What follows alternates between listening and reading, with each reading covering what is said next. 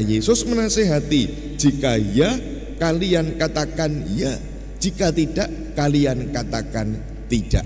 Maka mari kita membangun hidup yang konsisten dengan apapun, supaya kita pun juga sungguh-sungguh seperti halnya Santa Perawan Maria yang kita peringati hari ini, kita juga memiliki hati yang sungguh-sungguh murni di dalam kehidupan, dan hidup kita menjadi hidup yang semakin baik di tengah keluarga, gereja, dan sesama. Pujilah Tuhan, hai hatiku, pujilah namanya yang kudus, hai seluruh batinku. Pujilah Tuhan, hai hatiku, jangan lupa akan segala kebaikannya. Dalam nama Bapa dan Putra dan Roh Kudus, amin. Tuhan sertamu. Selamat pagi, berkah dalam. Hari ini kita memperingati hati tersuci Santa Perawan Maria.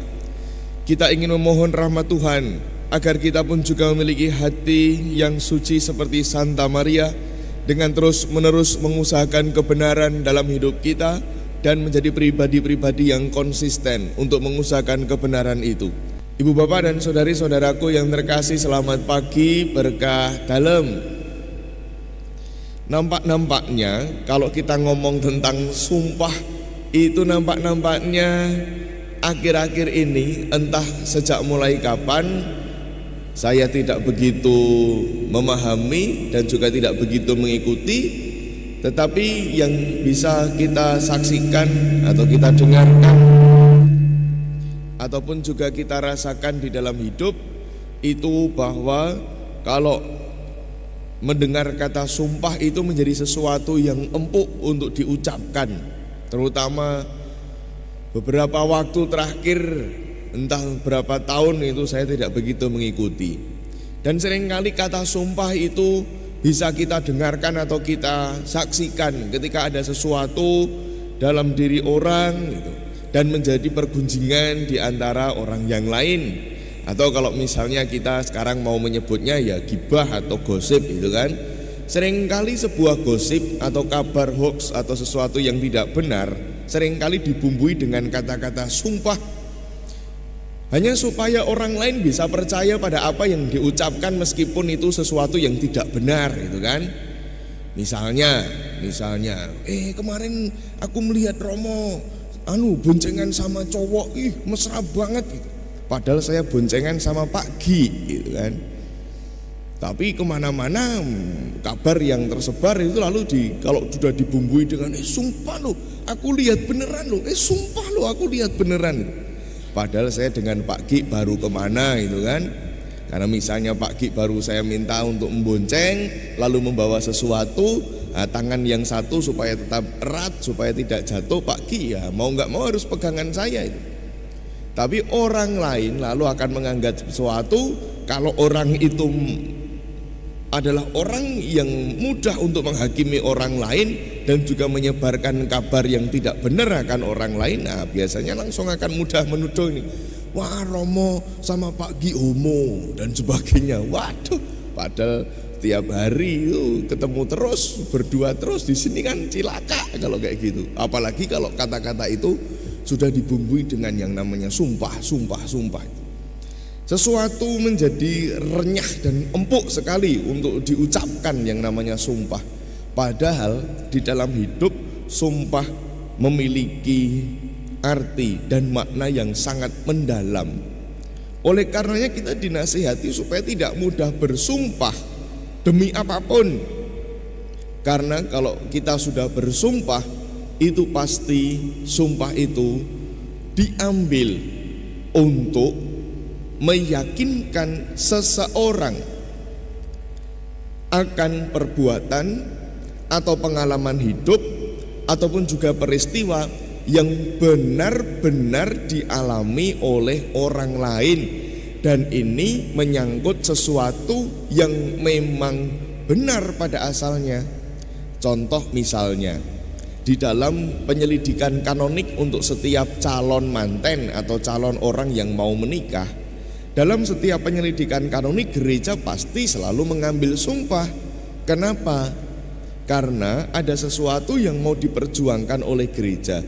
Apa itu? Bahwa yang namanya menikah, perkawinan itu kan sekali seumur hidup. Yang namanya menikah sekali seumur hidup, apa yang disatukan Tuhan tidak boleh diceraikan oleh manusia. Maka kita pun juga menjamin supaya pernikahan yang diusahakan seumur hidup ini memang sungguh-sungguh menjadi pernikahan yang baik. Supaya ini terjamin kebaikannya dan juga kesetiaannya, maka sejak awal pasangan-pasangan yang mau menikah sudah harus jujur pada pasangannya sendiri.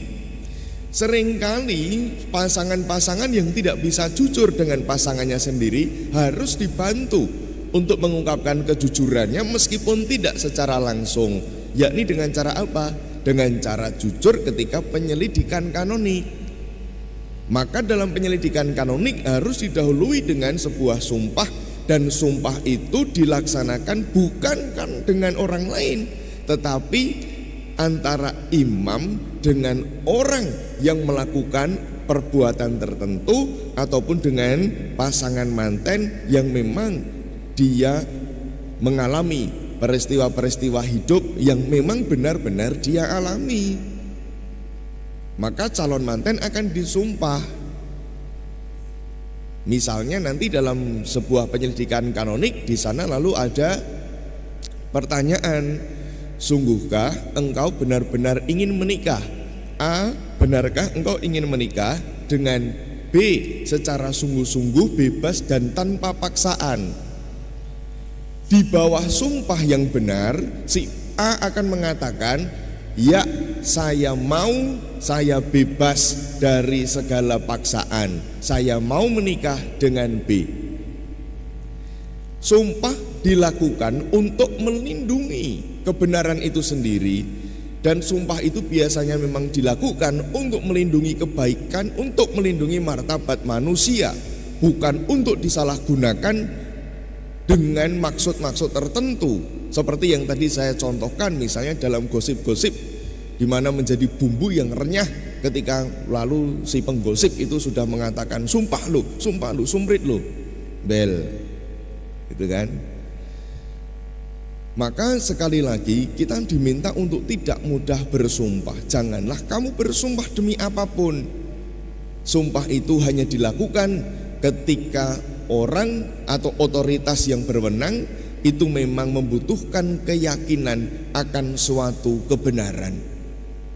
Maka supaya kita sungguh-sungguh menjadi pribadi-pribadi yang aman dan sungguh menjadi pribadi-pribadi yang bisa mengusahakan kebenaran itu dengan baik, biasanya sumpah ini akan terbuktikan dengan konsistensi hidup seseorang dengan apa yang dia katakan. Misalnya tadi itu si calon manten, apakah merasa terpaksa atau tidak ketika mau menikah? Ada paksaan dari orang lain atau sungguh-sungguh bebas? Ketika si manten itu mengatakan, oh saya bebas kok, saya mau menikah dengan itu. Tetapi ketika nanti di dalam hidupnya ada sesuatu, kita bisa melihat apakah sumpah yang dulu dijalankan ketika mau mantenan itu sungguh-sungguh atau tidak. Jangan-jangan ketika menikah, loh kok ini kok banyak konflik ya? Kok ini kok katanya dulu mau menikah, lah kok sekarang di dalam rumah sudah serumah kok nggak mau tegur sapa? Lah ternyata mereka berdua dijodohkan oleh orang tuanya. Maka perjodohan ini bisa menjadi paksaan batin dari luar diri orang yang mau menikah itu. Sehingga ketika dia sudah disumpah dan mengatakan, iya saya bebas, oh ternyata sumpah yang dulu tidak benar-benar dikatakan dengan benar. Berarti ada sebuah kebohongan di sana. Wong katanya bebas kok ternyata terpaksa. Yakni terpaksanya karena dipaksa oleh orang tua, dijodohkan oleh orang tua, sehingga ya udah nggak gaduh. Semuanya itu akan terbuktikan di dalam konsistensi hidup seseorang. Maka Yesus menasihati, jika ya kalian katakan ya, jika tidak kalian katakan tidak. Maka mari kita membangun hidup yang konsisten dengan apapun, supaya kita pun juga sungguh-sungguh seperti halnya Santa Perawan Maria yang kita peringati hari ini, kita juga memiliki hati yang sungguh-sungguh murni di dalam kehidupan, dan hidup kita menjadi hidup yang semakin baik di tengah keluarga, gereja, dan sesama. Dimuliakanlah Tuhan kini dan sepanjang segala masa. Amin.